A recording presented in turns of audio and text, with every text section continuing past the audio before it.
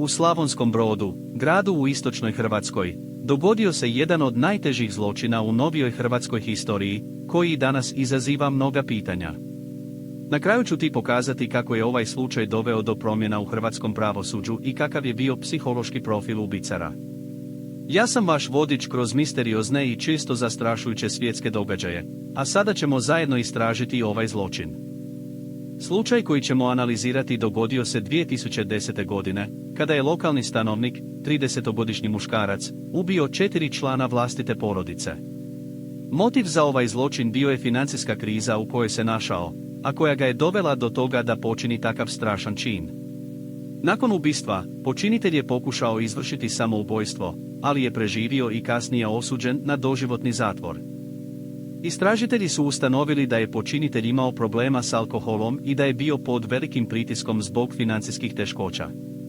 Psiholozi su naknadno ustanovili da je počinitelj imao teške psihološke probleme, uključujući depresiju i anksioznu poremećaj.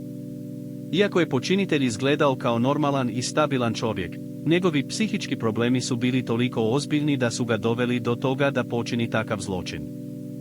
Slučaj u Slavonskom Brodu bio je velikim šokom za cijelu Hrvatsku, jer je bio jedan od rijetkih slučajeva u kojima je pojedinac ubio 4 člana vlastite porodice. Ovaj slučaj je također doveo do promjena u hrvatskom pravosuđu, posebno u pogledu psihičkog stanja počinitelja. Sada se u Hrvatskoj pažnja posvećuje tome da se počinitelji s psihičkim problemima adekvatno liječe i rehabilitiraju, kako bi se spriječili slični slučajevi. Kako je ovaj slučaj doveo do promjena u hrvatskom pravosuđu, to ćemo detaljno razmotriti u nastavku ove priče. Također ćemo pokazati kako je psihološki profil počinitelja doveo do ovakvog zločina i kakve su bile posljedice ovog zločina za porodicu i društvo.